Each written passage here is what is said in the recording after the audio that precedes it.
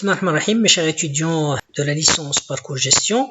Alors aujourd'hui, nous allons compléter notre cours, notamment la partie relative à la méthode de l'audit général. Donc, la méthode de l'audit général, donc je finis de la méthode, il passe par trois phases, la phase de préparation, la phase de réalisation, la phase de conclusion. Déjà, je finis la phase de préparation, celle de la réalisation, ou d'abord nous chauffons la phase de conclusion. Alors, je finis à chaque phase, il comporte un certain nombre d'étapes.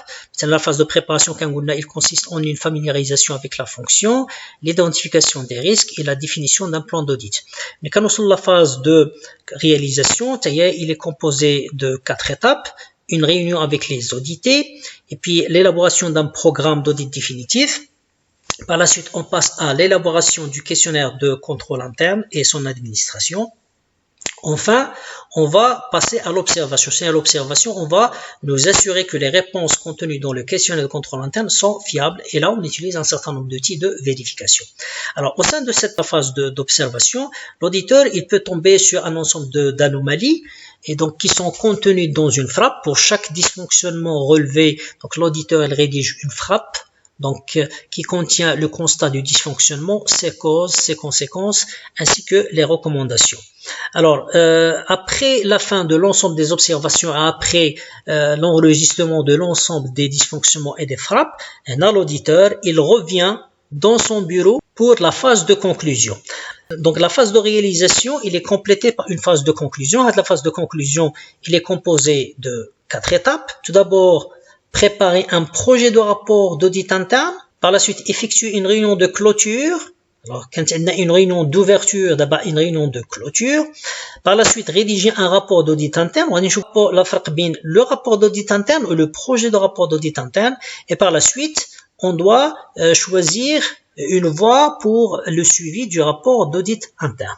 Alors, on va les 4 phases aujourd'hui, Inch'Allah, dans la vidéo. On va commencer par le projet du rapport d'audit interne.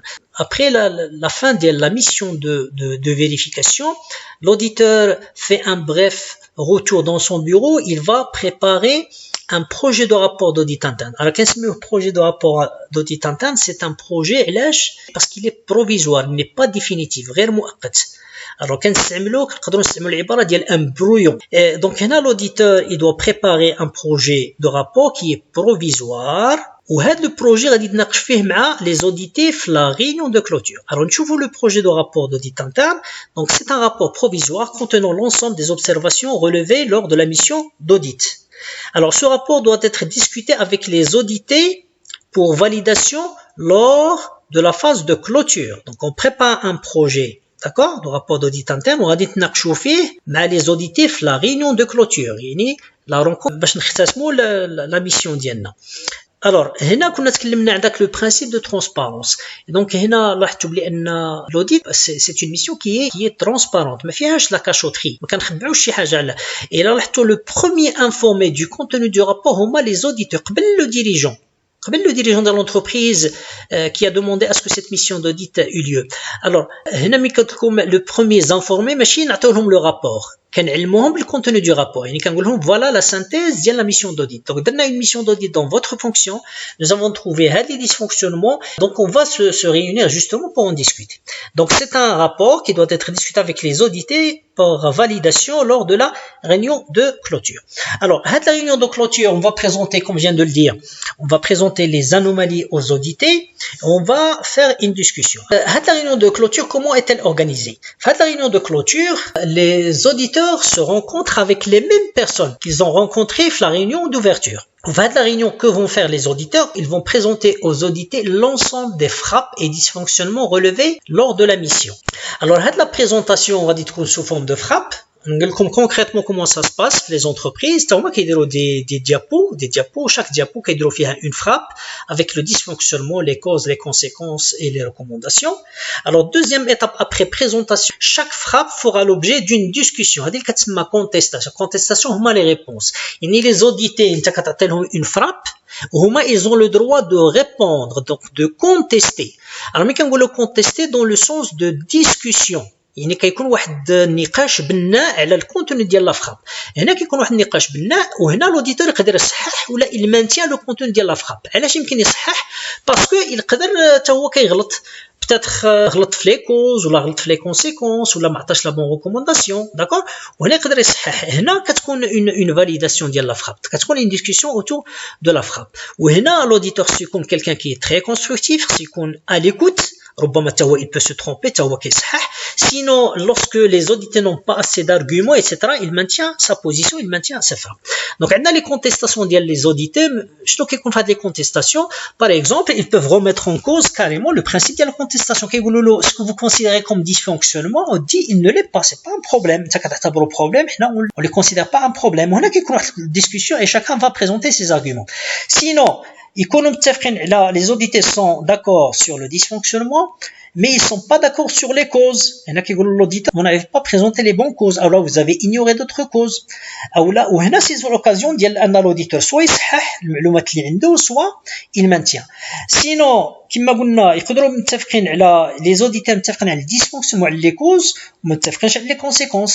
يقدروا يكونتيستيو les conséquences كيقولوا l'auditeur vous avez surestimé les conséquences et dans tous les cas attention l'auditeur ملي كيكون عنده des arguments عنده des preuves il les présente ملي ما يكونش عنده une preuve ولا il peut pas justifier un élément de la frappe il doit arrêter la polémique marsoch يزيد il doit donner raison les auditeurs. Donc هنا tout doit se baser sur des preuves.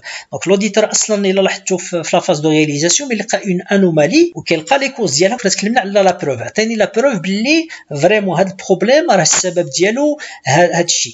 Et donc attention l'auditeur مع les auditeurs كيتناقشوا في هذه المسائل في les causes les conséquences وكيوصلوا les recommandations. عطيني les recommandations كيتناقشوا فيها est-ce qu'ils sont corrects est-ce qu'ils sont adéquats etc. Donc après la discussion ديال les causes les conséquences بالنسبه les réponses اهم حاجه اللي كتهمنا حنا في هاد لا فاز هي la réponse aux recommandations. كما كتعرفوا dans chaque frappe donc عندنا le problème le constat les causes les conséquences عندنا la recommandation. هذه اهم حاجه علاش ان l'auditeur non seulement il détecte un dysfonctionnement ولكن اللي يهمنا هو la recommandation pour éviter باللي هذا dysfonctionnement ما يرجعش في المستقبل. Donc هذه هي la création de valeur par l'auditeur. l'auditeur ما كيلقاش المشكل كيقترح لنا des solutions pour éviter que le problème ne se reproduise pas et comme ça le contrôle interne يرجع efficace. Donc l'entreprise va devenir performante, va تخدم conformément aux lois, le patrimoine il est protégé etc. Et donc هذا هو اللي كيهمنا في la réunion de clôture هو اننا نتكلموا على les réponses aux recommandations. Alors ملي كيجيو chaque frappe contient des recommandations هنا on va écouter les réactions ديال les auditeurs. اول حاجه هاد les auditeurs ils peuvent refuser la recommandation. Donc هنا l'auditeur il doit noter ça في le rapport final كيقول لهم j'ai fait la recommandation les auditeurs ils ont refusé d'appliquer les recommandations كيديرها في le rapport ديالو par la suite c'est le directeur le dirigeant de la société qui va charger de faire d'user de son pouvoir de son autorité pour faire appliquer les recommandations. Donc par la suite ديرها بيناتهم بين les auditeurs et le dirigeant de la société. الحالة الثانية ils peuvent accepter partiellement les recommandations. Les recommandations que contient les frappes يقدروا accepter 3-4 recommandations ils peuvent refuser 2 par exemple.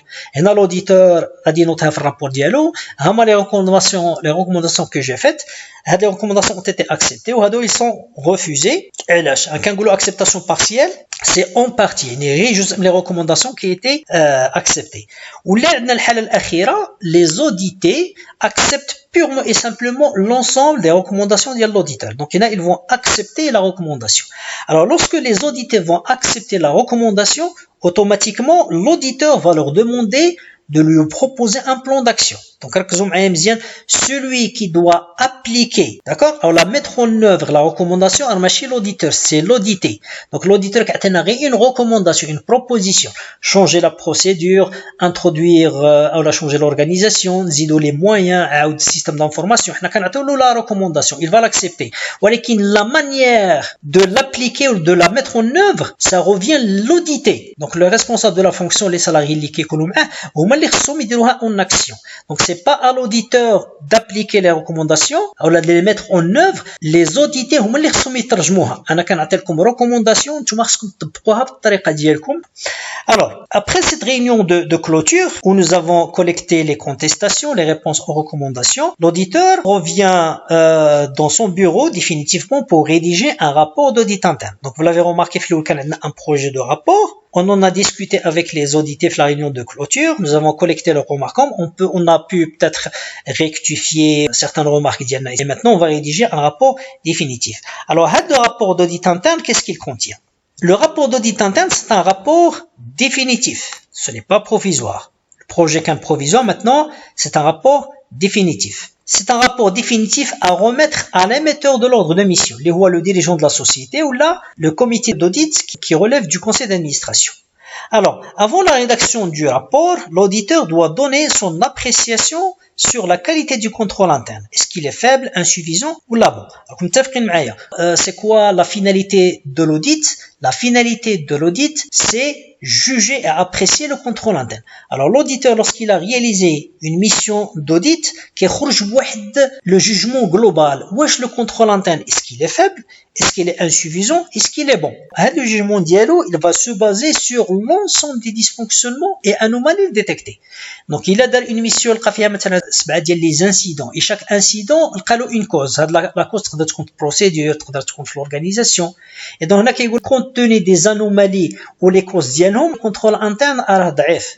Et là, parce que il n'a pas empêché un dysfonctionnement, le dysfonctionnement, il présente X millions de dirhams du résultat d'une entreprise. Donc, on dit compte tenu des conséquences probables, c'est un contrôle interne qui est faible. Si les conséquences sont moins importantes, il y a un mauvais contrôle interne, il y a un contrôle interne qui est insuffisant. Il fait des points forts, mais il fait des points faibles.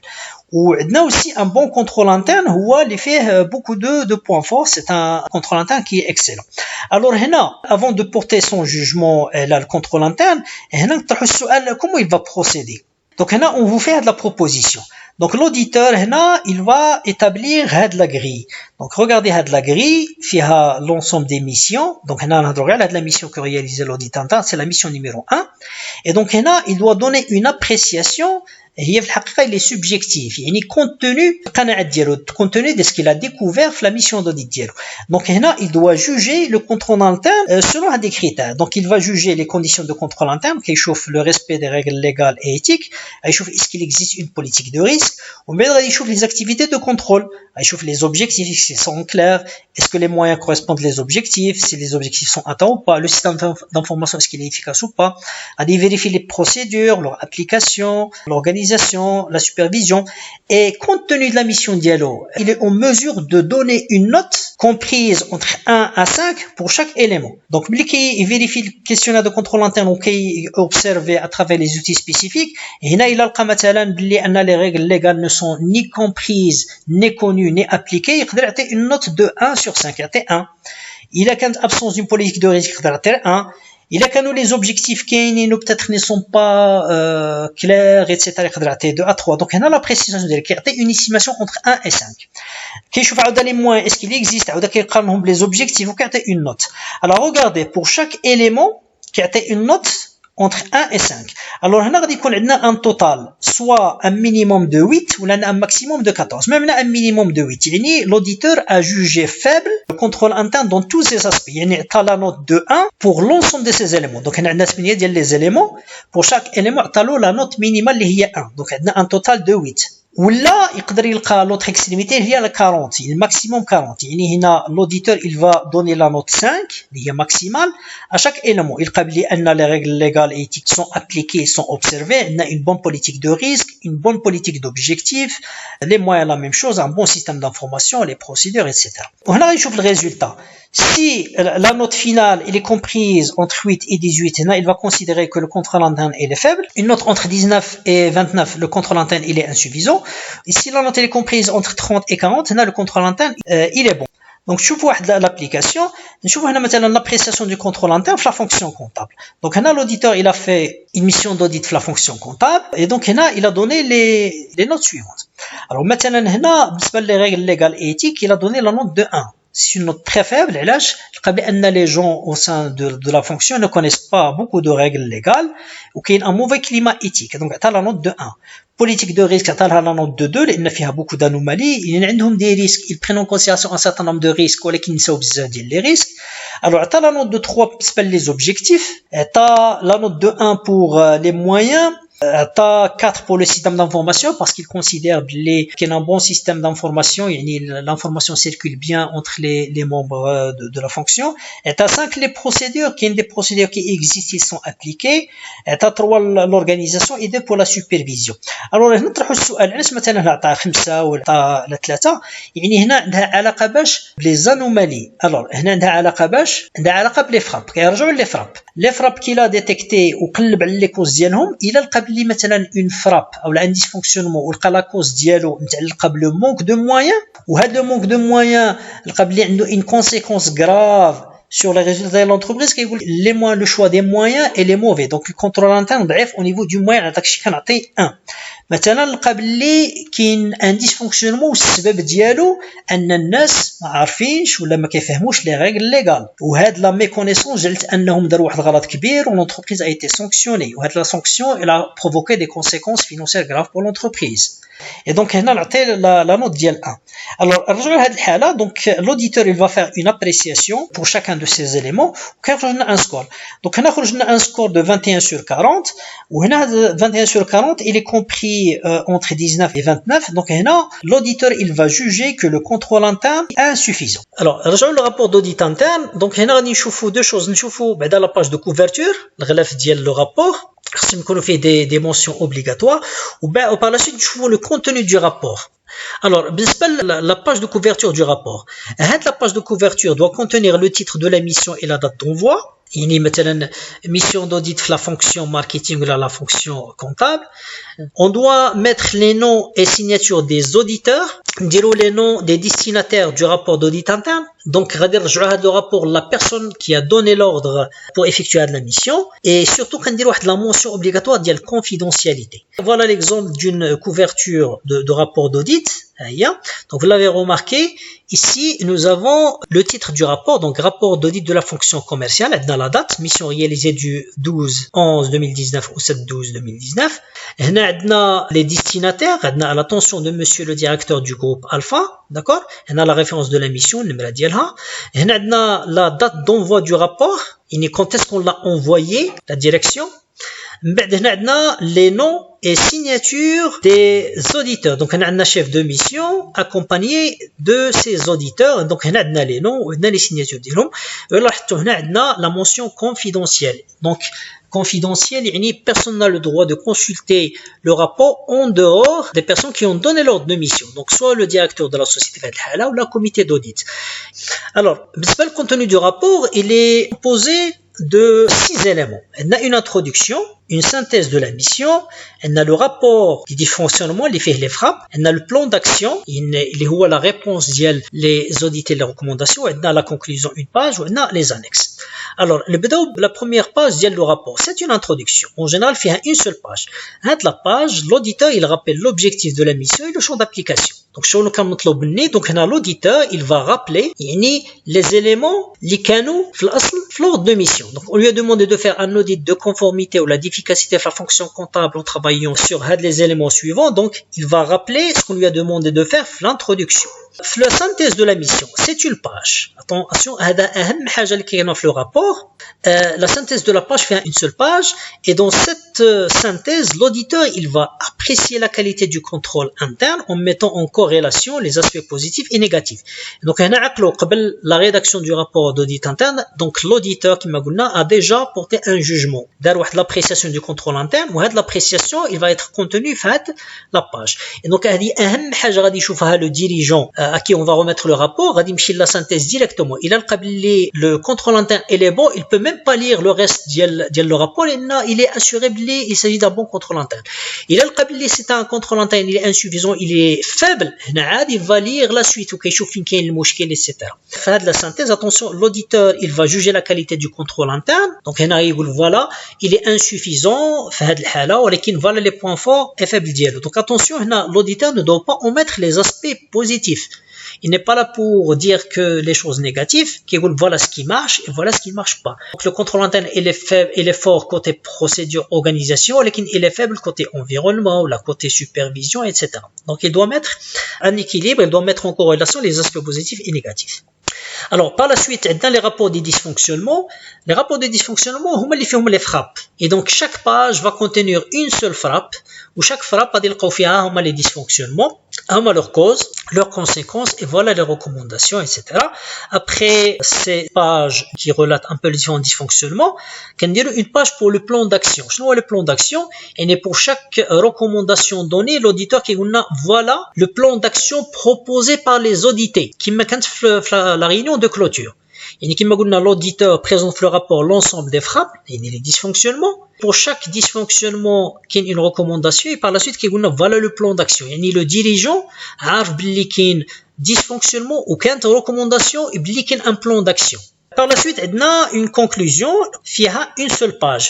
Alors, la conclusion, c'est pas un résumé de ce qui a été dit, le rapport, mais attention, la conclusion peut être l'occasion pour l'auditeur, la direction de l'entreprise, et là, les futures missions d'audit. En fait, la conclusion, il peut faire une recommandation sur d'autres zones, ou là, d'autres opérations, ou là, d'autres champs d'audit que peut-être le dirigeant peut-être a omis ou là dont il n'a pas conscience.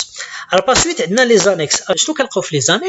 Les annexes sont les détails des frappes. Alors mais quand on une frappe qu'on dira dans une seule page. Dans une seule page, ou quand on s'est rédigé de façon très synthétique. Les causes, une ligne, 2, 3 lignes peut-être, les conséquences en une ligne peut-être, les recommandations. Voilà qui le détail de tout ça. Qui compte les annexes, donc les preuves ou les calculs, les observations faites par l'auditeur, qui diront les annexes. Mais quand on le rapport, c'est un شي حاجة synthétique. Mais quand on شي حاجة في détail, quand on les annexes. Donc on n'est pas obligé de rédiger un rapport qui est trop chargé, fait les éléments dialogue. Donc on se contente au départ, vous l'avez remarqué, l'introduction une page, la synthèse une page, rapport des dysfonctionnements quelques pages, selon le nombre des frappes, un plan d'action, il faudrait qu'on dans une seule page ou la deux, la conclusion tient une page, ou le reste les annexes. Il كنديروا فيه toutes les annexes. Maintenant pour chaque frappe, les causes ديالها ou les preuves de chacune, etc. Les conséquences, comment on a estimé les conséquences, et ainsi de suite. Alors, dernier élément de cette phase de conclusion, voit le suivi du rapport d'audit interne. Alors attention, c'est une bonne chose d'effectuer une mission d'audit dans laquelle on peut détecter des dysfonctionnements et on fait des propositions. Mais attention, les propositions, ils peuvent rester lettres mortes. Alors, ما غادي يكون عندنا حتى شي فائده ولا ما غادي تكون aucune valeur ajoutée. Il a donné des recommandations, la recommandation n'a pas été appliquée, n'a pas été mise en œuvre. C'est pourquoi l'auditeur doit choisir une piste pour faire le suivi du rapport d'audit interne. Donc, dans une mission d'audit, on a remis un rapport, il fait des recommandations, fait un plan d'action, et donc nous devons nous assurer que les recommandations, donc les plans d'action seront appliqués. Sinon, ça sert à rien. La mission d'audit, etc. Et par la suite, les recommandations ne sont pas appliquées. Donc, à quoi sert l'audit? S'il fait des recommandations, les recommandations ne sont pas appliquées. Donc, les mêmes erreurs, les mêmes faiblesses vont se reproduire. Et donc, comment faire le suivi de l'audit interne? Il y a deux manières. Alors, la première méthode, c'est la méthode classique. Ce qui doit être fait. Normalement, il y a la méthode classique, il le mini-audit. Maintenant, le mini-audit, il y a un audit minimum, il est effectué par l'auditeur qui revient sur les lieux d'audit pour vérifier si les recommandations ont été appliquées. Alors, quand on a une recommandation plan d'action, qui est le délai, les audits pour le mettre en œuvre, après la fin de cette période, l'auditeur, il doit revenir sur les lieux pour s'assurer que les recommandations ont été appliquées. C'est le mini-audit. Donc, il va revenir sur les lieux magiques pour effectuer un audit. C'est un mini-audit. L'audit à travers lequel il va s'assurer que les recommandations ont été appliquées. Alors, dans la méthode dernière, il y a la méthode hors norme. Donc, le suivi du rapport d'audit interne ne va pas se faire par l'auditeur, il va se faire par une autre personne, peut-être qu'on interne ou externe de l'entité. Donc, on a la direction charge une personne interne ou externe à l'entité pour vérifier si les recommandations ont été appliquées. Alors, c'est la méthode hors norme. Donc, il est exceptionnel. Il y a la logique fait en sorte que la personne qui doit effectuer l'audit, l'auditeur, c'est lui qui doit s'assurer que la recommandation a été appliquée. Ce qui est normal. Nous avons fait la mission leader. Mais parfois, pourquoi on applique la méthode hors norme exceptionnellement? Dans les entreprises où les auditeurs sont débordés. Ils ont beaucoup de travail, ils n'ont pas toujours le temps de revenir sur les lieux pour vérifier si toutes les recommandations ont été appliquées. Donc, on a une charge de travail importante. On a la direction générale. Il faut charger une autre personne de la société, un connaisseur du domaine, ou il peut charger carrément un cabinet externe, le consulting, qui dit voilà, l'auditeur, il a effectué une mission d'audit, et puis nous voulons nous assurer que les recommandations ont été appliquées. Donc, résumons, vous avez remarqué que la méthode de l'audit interne, qui est une méthode universelle, il passe par 3 étapes, où les étapes, lorsqu'on les applique, on respecte les normes d'audit. Donc, on est en conformité par rapport au référentiel de l'audit. Donc, regardez la première phase de préparation. L'auditeur, lorsqu'il reçoit un ordre de mission, la première des choses est de préparer bien sa mission en se familiarisant avec la fonction, en identifiant les principaux risques et puis en définissant un plan d'audit. Alors, la phase de réalisation, l'auditeur commence par une réunion d'ouverture avec les audités. Suite à cela, il rédige un programme définitif d'audit et par la suite, il élabore un questionnaire de contrôle interne qui va l'administrer auprès des audités. Après l'administration de ces questionnaires, l'auditeur va observer lui-même les réponses en faisant des textes pour s'assurer que les réponses sont fiables. Après l'observation, l'auditeur peut détecter des anomalies ou des bons procédés. Donc, il va rassembler tout ça. Il va entamer la dernière phase, la phase de conclusion. Donc, il va commencer par la rédaction d'un projet de rapport d'audit interne qui est un rapport qui est provisoire. Le rapport provisoire va être discuté avec les audités lors de la réunion de clôture où l'auditeur ou audité vont échanger leurs remarques sur l'ensemble des frappes, les causes, les conséquences, les recommandations. Lorsque les audités acceptent les recommandations, ils vont proposer un plan d'action. Le plan d'action, il va être intégré dans le rapport d'audit interne final. Alors, le rapport d'audit interne, c'est un rapport définitif qui prend en considération l'ensemble des remarques des audités et qui contient aussi leur plan d'action. Lorsque le rapport d'audit interne est rédigé, il est envoyé par la suite à la direction, conformément à un certain nombre de normes. Je finis à la page de couverture, qu'est-ce qu'elle contient, ou je finis dans le contenu dialogue, quelle est l'introduction, quelle est une synthèse, quel est le rapport des dysfonctionnements, quel est le plan d'action, ou quelles sont les annexes. Alors, dernière étape de la phase de conclusion, c'est de voir un moyen pour faire le suivi du rapport d'audit interne pour s'assurer que les recommandations ont été appliquées. Et donc, on a deux méthodes. On a soit la méthode classique, l'auditeur fera lui-même le suivi des recommandations, ou bien la méthode hors norme effectuée par une personne interne ou externe à l'entreprise, et n'est autre que l'auditeur interne. Donc voilà, la présente vidéo est maintenant terminée. Donc la prochaine vidéo, Inch'Allah, les outils de l'audit. Les outils d'audit, attention, la méthode. Il rentre toujours dans le cadre de la méthode d'audit. Et plus précisément, l'étape, la phase d'observation. Donc, l'auditeur, lorsqu'il va observer le contrôle interne, c'est-à-dire lorsqu'il va s'assurer que les réponses que lui a données le questionnaire sont fiables, donc il va utiliser un certain nombre d'outils. Donc, l'observation va se faire à travers des outils. Des outils, Inch'Allah, on va les voir en détail parce que c'est ces outils qui vont conditionner la qualité de l'observation de l'auditeur. Donc, je vous souhaite bonne réception. Assalamu alaikum wa rahmatullahi wa barakatuh.